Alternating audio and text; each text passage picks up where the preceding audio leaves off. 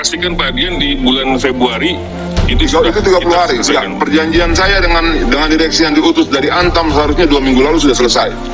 Ya, karena dari Antam tadi seperti saya sampaikan tadi Pak Dian, ada beberapa klausul-klausul dari kerjasama itu yang mesti kita matangkan. Dimatangkan sama-sama dong. Ini nggak begitu dong. Ya, Antam sudah buat draft. Ya. Dikirimkan ke koperasi sudah bahas. Sekarang kan tinggal membahas bersama-sama. Iya. Dan kan tidak pernah berjalan sampai sekarang. Baik. Pada saat yang sama kalian berikan penghargaan pada kelompok lain yang di luar daripada koperasi itu.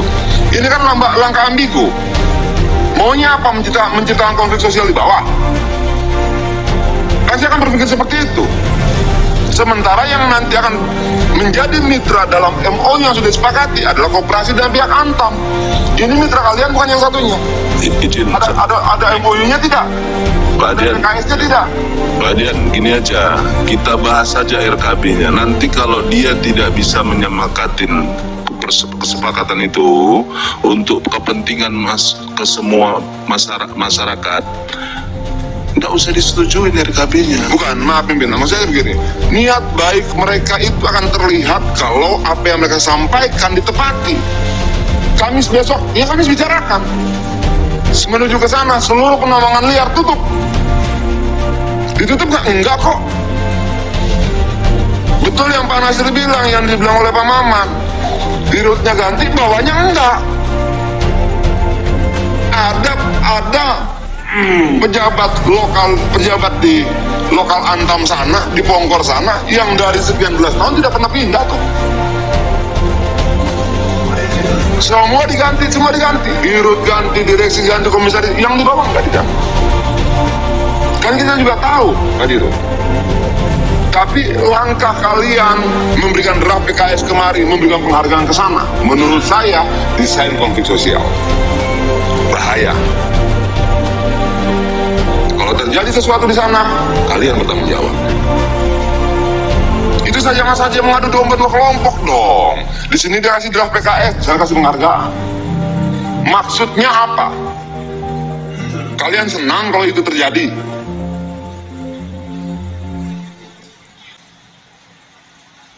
Kalau kalian menjadi dirut, tidak memberikan kebaikan apa-apa buat rakyat, untuk apa jadi dirut? Kalau saya datang minta proyek sama kalian, usir, tolak. Tapi kalau saya datang minta hal yang baik untuk rakyat, kalian harus ingat bahwa untuk itulah BUMN dibuat dan untuk itulah kami dipilih. Jangan adu domba rakyat dong. Yang koperasi berniat mencari, yuk diolah oleh Antam, boleh. Diolah sendiri, boleh. Hasilnya 100% dijual ke Antam, agar tidak ada perdagangan emas liar. Yang ini tidak jalan. Berarti apa?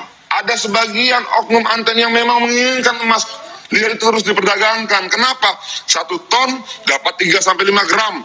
1000 ton per hari. 5 kilo emas per hari beredar di Pongkor. Kemana uangnya? Siapa yang kaya raya? Ayo kita jujur dong. Terima kasih pimpinan. Baik, terima kasih Pak Dian. Masukan Pak Dian tadi saya kira itu sangat berarti sekali Pak ya. Jadi kita akan buat perbaikan Pak ke dalam. Kita juga ada satgas di internal yang akan melakukan tindakan-tindakan itu Pak. Jadi tadi ya Pak Niko ya, yang tadi masukan Pak Dian ini segera kita tindak lanjuti Pak. Jadi saya kasih timeline aja Pak, Februari ini semua insya Allah selesai Pak. Ya. Tanggal 5, tanggal 6. Ya. Sudah ada kok. Ya. Baik. Mas, Saya tidak katakan bahwa saya memperjuangkan rakyat sangat enggak juga. Tapi paling tidak ada 1, ada 2, ada 3 itu yang kita perjuangkan. Dan pas ke Antam saya lihat abang sampai lesehan di bawah ya duduk ya. Karena mereka rakyat juga duduk di bawah. Seperti itu. Iya. Jadi tidak mau ada barrier ya, ada jarak ya. Loh, kalau wakil sudah berjarak dengan yang diwakili, nggak asik dong. Tapi kan terkesan eksklusif. Seringkali seperti itu saya melihat. Ya itu problem juga ya. Kadang-kadang kita membatasi dan membuat jarak dengan rakyat dari minyak wangi kita, dari perhiasan kita, dari mahalnya baju kita. Kan kalau saya pakai celana yang mahal misalnya harga 4 juta, 5 juta, mungkin saya juga mikir duduk di lantai parkiran mobil seperti itu. Tapi dan celana jeans yang saya beli di Gede Bage ya biasa-biasa aja gitu loh. Ini termasuk yang beli di Gede Bage? Hampir semua pakaian saya beli di Gede. Ya, oke. Halo teman-teman, kembali lagi bersama saya di channel ini. Salam NKRI harga mati. Teman-teman, dalam video ini kita telah mendengarkan sebuah edukasi yang disampaikan oleh seorang pengamat politik yang begitu luar biasa ya. Ketika kita melihat dari Nyai Dewi Tanjung menyampaikan sebuah komentar-komentar yang ini menurut saya asik ya. Kenapa? Karena memang apa yang disampaikan oleh beliau adalah sesuatu hal yang tepat dan tidak pernah salah. Ketika ibu-ibu sudah berbicara, ketika emak-emak sudah berbicara, artinya ini teguran keras yang mestinya harus diperhatikan lebih lagi begitu ya. Kenapa? Karena pelan-pelan kita tahu bahwa memang tindakan-tindakan yang dilakukan oleh seorang Fachri Hamzah ya, dengan omongan-omongan yang begitu keras. Memang kita tahu Fachri Hamzah yang begitu keras sering sekali membuat masyarakat Indonesia tertipu dengan gimmick-gimmick yang dibangun ya.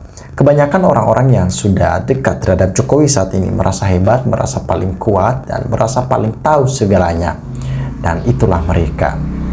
Jadi pada kesempatan kali ini teman-teman, harapan besar kita sebenarnya itu ketika kita tahu ada orang-orang yang sudah tidak mampu untuk menjalankan segala tugas-tugasnya, ataupun cuman omon-omon begitu ya. Buat apa sih dipelihara orang-orang seperti itu? Karena di luar sana masih banyak orang-orang yang mestinya itu masih mampu lah ya, masih mampu untuk menjaga NKRI ini dan menyelesaikan segala tugas-tugas yang ada. Itu ya kita perlukan.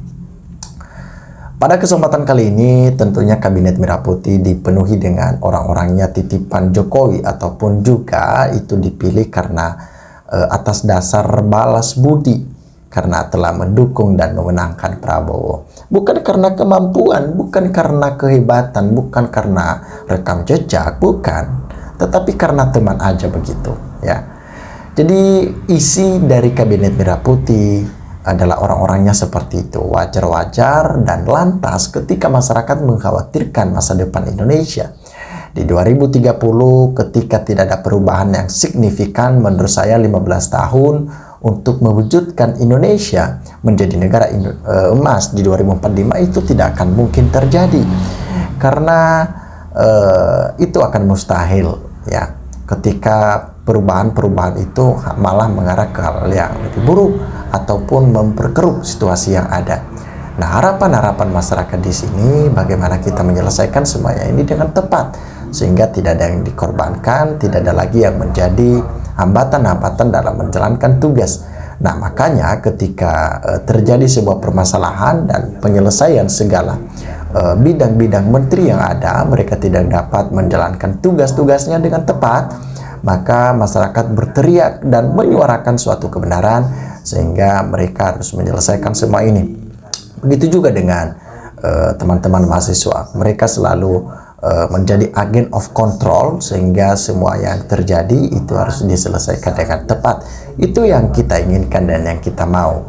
Nah, satu hal yang dirindukan oleh masyarakat Indonesia ya, mungkin sudah terlanjur lah ya, tidak mungkin dipecat orang-orang yang sudah dirangkul oleh Prabowo Subianto, tetapi yang sudah tidak berkepentingan harusnya tidak diwajibkan lagi lah untuk ikut bergabung ataupun ikut terlibat juga dalam setiap program-program Kabinet Merah Putih yang ada, yaitu Jokowi.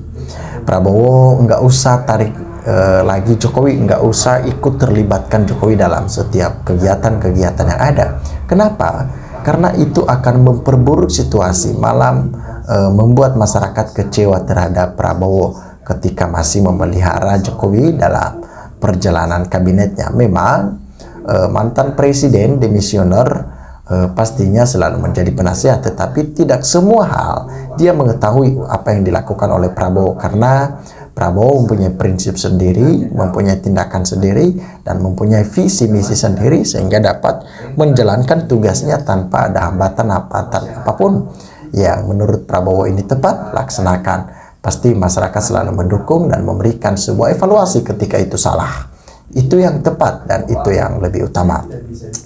Nah, teman-teman, sahabat-sahabat dari Lensa Netizen, apa yang teman-teman lihat saat ini, yang teman-teman dengar di situasi politik di daerah masing-masing, silakan dicantumkan di sini sehingga kita dapat bertukar pikiran antar satu dengan yang lain lewat kolom komentar ini. Terima kasih teman-teman. Lensa Netizen melaporkan.